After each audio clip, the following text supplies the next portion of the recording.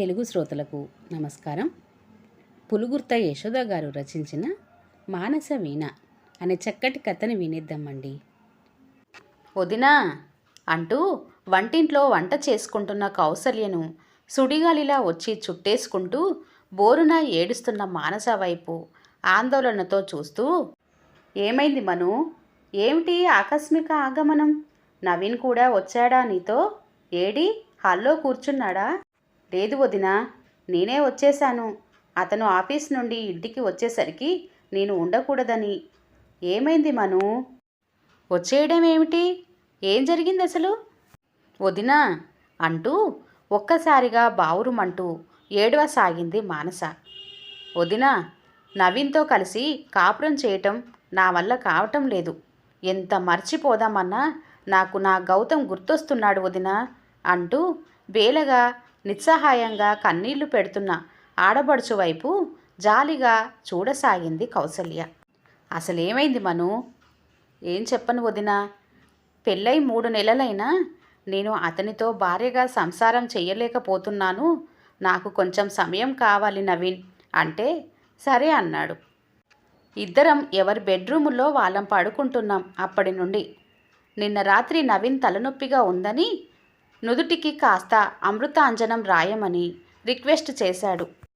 రాద్దామని దగ్గరకు వెళ్ళగానే నన్ను బలవంతంగా తన కౌగిల్లోకి తీసుకున్నాడు. బలవంతంగా ప్రతిఘటించాను. తప్పేమిటి మనసా? ఇద్దరం భార్యాభర్తలం కదా. ఎన్నాళ్ళు నాకు దూరంగా ఉంటావని సీరియస్గా మాట్లాడాడు. అసలు పెళ్ళే చేసుకొని గౌతమ్ గురించి అంతగా బాధపడిపోతున్నావే. నిన్ను పెళ్లి చేసుకొని కూడా నీ నుండి ఏ ఆనందాన్ని ఇంతవరకు పొందని నేను ఎంతగా బాధపడాలి మానసా? నా గురించి, నీ గౌతమ్ గురించి ఆలోచించిన దానిలో 10% ఆలోచించిన నా బాధ ఏమిటో నీకు అర్థమవుతుంది. ఆయన ఎప్పుడో చనిపోయి తిరిగి రాని లోకానికి వెళ్ళిపోయిన గౌతమ్ మీద ఇంకా అంత ప్రేమేమిటని ప్రశ్నించాడు వదినా. అతనన్న మాటలు వేరే ఎవరైనా అని ఉంటే వాళ్ళ మోహం జన్మలో చూసేదాన్ని కాదు. మీ అందరి కోరికతో అతన్ని పెళ్లి చేసుకున్నాను. నా విషయం అంతా నవీన్కు మా పెళ్ళి ముందు చెప్పావు కదా వదినా. అన్నీ తెలిసి కూడా నవీన్ నన్ను అలా అనేసరికి తట్టుకోలేకపోతున్నాను వదినా. నవీన్ అన్న మాటలకు దుఃఖం వచ్చేసి నా బెడ్రూమ్లోకి వెళ్ళిపోయి తలుపేసుకొని రాత్రంతా ఏడుస్తూ కూర్చున్నాను. ఆఫీస్కి కూడా వెళ్ళలేకపోయాను. చచ్చిపోయిన గౌతమ్ మీద ఇంకా ప్రేమేమిటంటాడా? గౌతమ్ మీద ప్రేమ నేను చచ్చే వరకు నాతో అలాగే ఉంటుందని, గౌతమే నా ఊపిరని అతనికి ఎలా అర్థమవుతుంది? మానస అలా ఏడుస్తూ మాట్లాడుతుంటే కౌసల్య అచేతనురాలైపోయింది. మానస మనసుని మార్చేదెలా?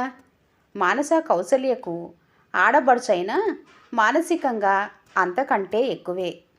కౌసల్య శ్రీరామ్తో పెళ్ళి అయ్యి అత్తవారింటికి వచ్చిన 2 సంవత్సరాలకు అత్తగారు గుండెపోటుతో చనిపోయారు. అప్పటికి మానస ఇంజనీరింగ్ 2వ సంవత్సరం చదువుతుంది.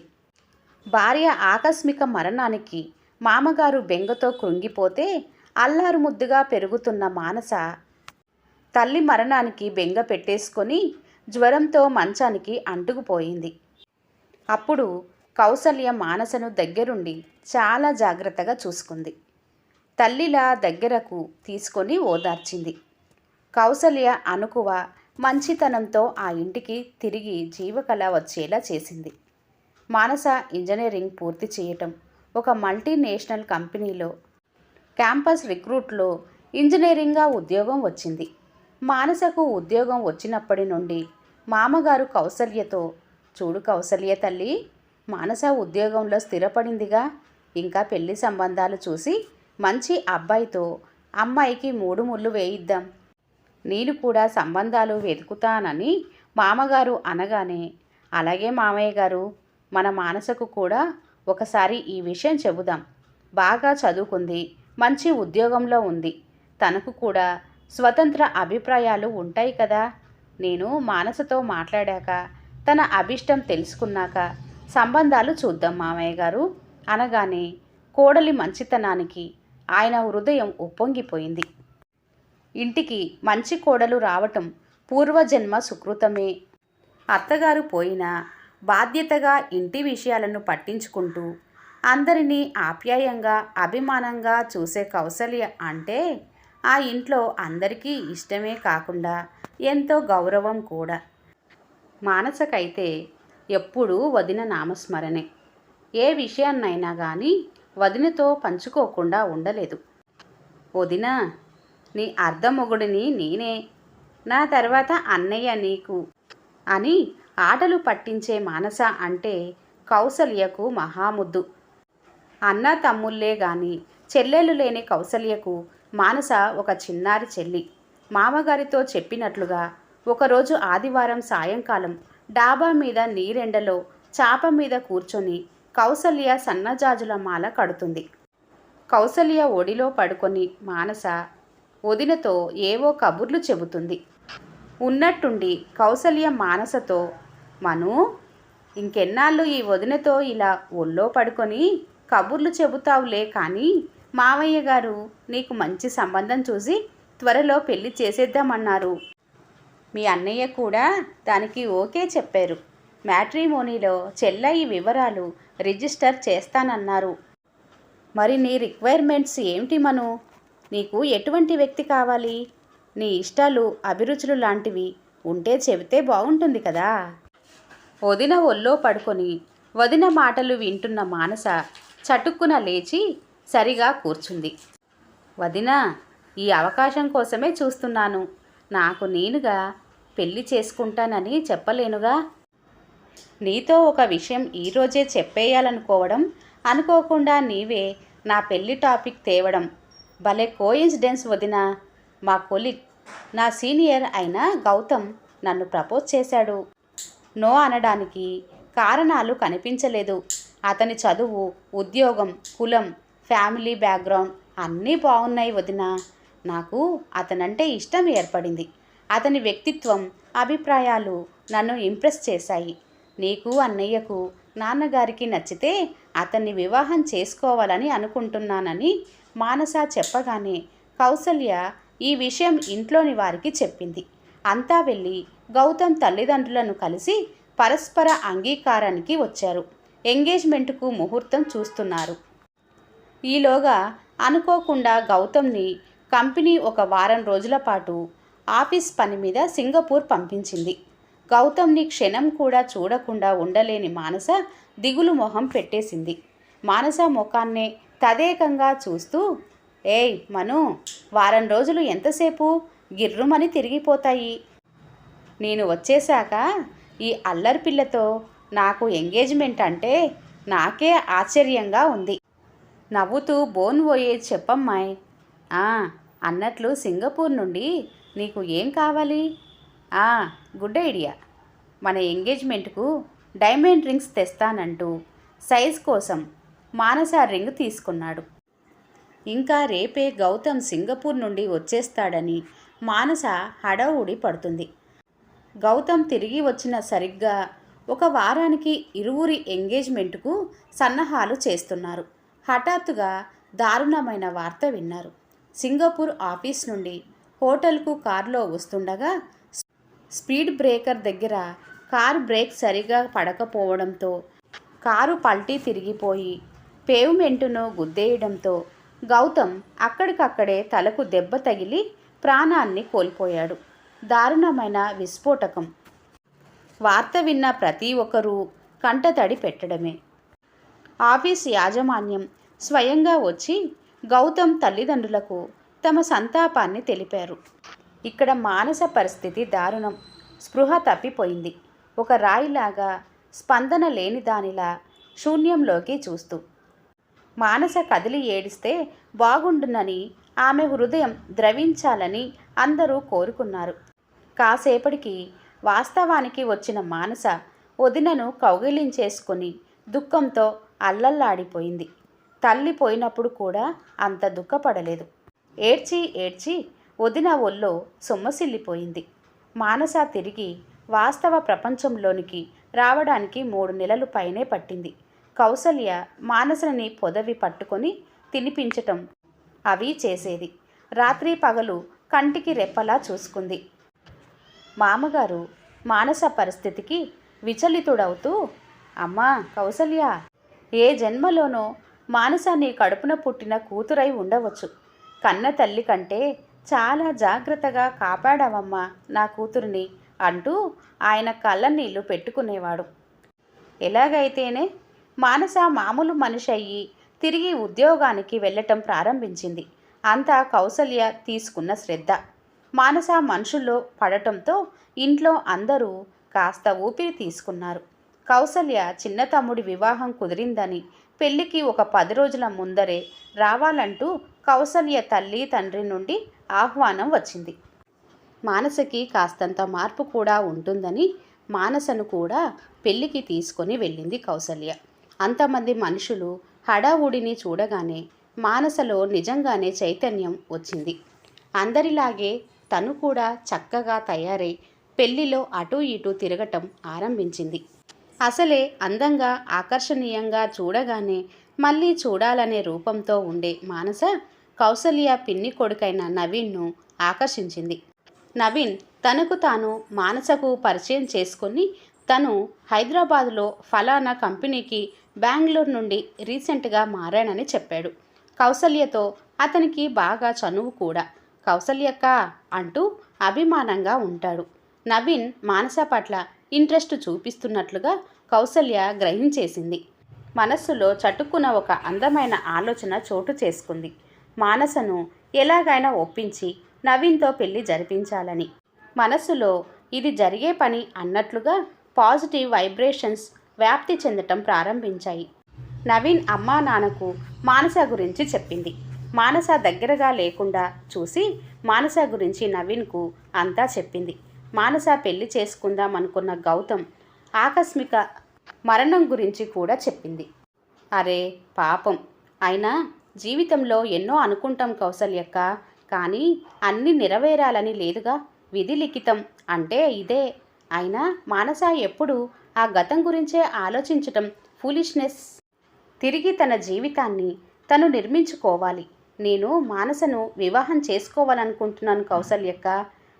తను నాకు చాలా నచ్చింది. మా ఇద్దరి పెళ్లి జరిపించే పూచి నీదేనంటూ. ఎలాగూ నేను హైదరాబాద్ వస్తానుగా, మీ ఇంటికి వస్తానక్క. ఈ లోపల మానసను పెళ్లికి ఒప్పించండంటూ పదే పదే చెప్పి వెళ్ళాడు. కౌసల్యకు పట్టరాని ఆనందంగా ఉంది. మానసను నవీన్కు ఇచ్చి వివాహం చేసేయాలని. పెళ్లి నుండి తిరిగి వచ్చాక మానసకు అనేక రకాలుగా చెప్పి చూసింది.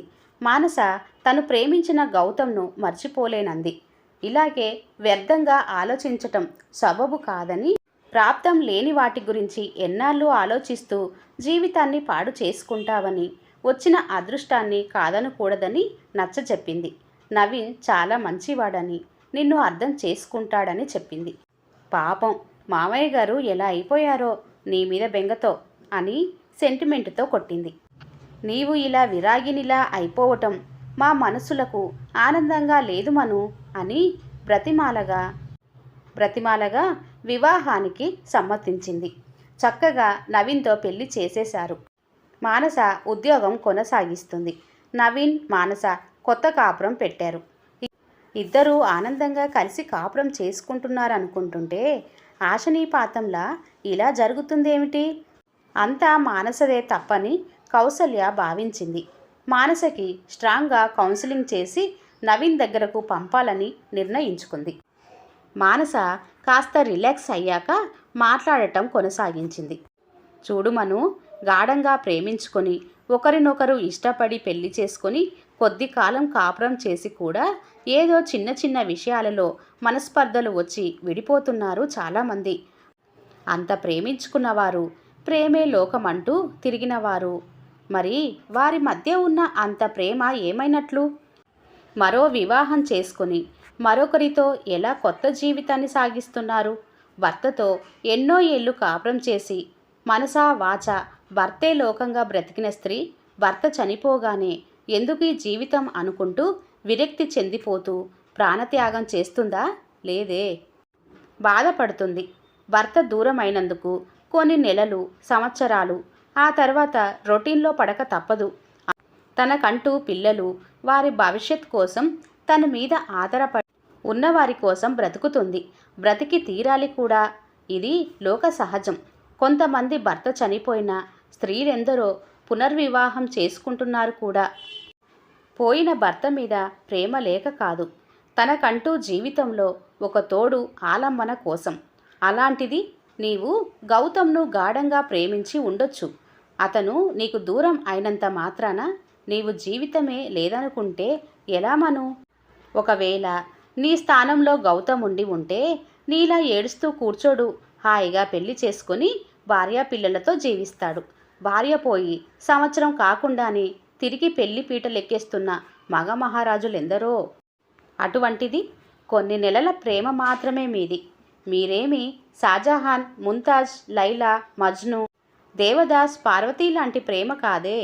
ఏదో గొప్పగా ఆలోచిస్తున్నాననుకుంటూ చక్కని నీ జీవితాన్ని పాడు చేసుకోకుమను. ఇంతకంటే నేనేమి చెప్పలేనమ్మా. నవీన్తో హాయిగా సంసారం చేయి. అతన్ని బాధ పెట్టడం సమంజసం కాదంటూ అక్కడ నుండి మెల్లిగా వంటగదిలోకి వెళ్ళిపోయింది. మానసను అలాగే ఆమె ఆలోచనలకు వదిలేసింది ఒక అరగంట సేపు. కాసేపు తర్వాత కాఫీ ఇద్దామని మానస ఉన్న చోటికి వస్తే మానస లేదక్కడ. ఒక పేపర్ గాలికి ఎగురుతూ కనిపించింది. కౌసల్య ఆ కాగితంలోని అక్షరాల వైపు చూసింది.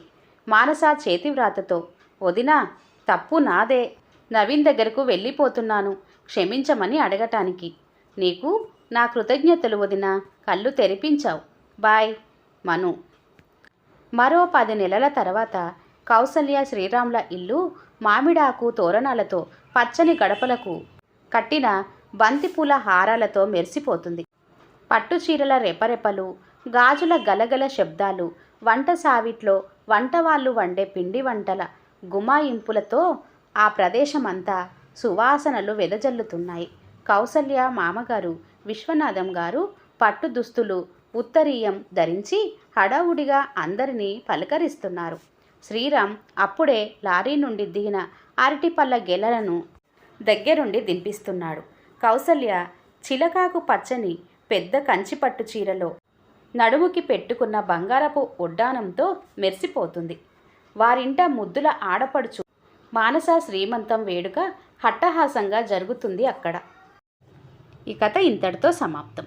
కథ కనుక నచ్చినట్లయితే లైక్ చేయండి, షేర్ చేయండి.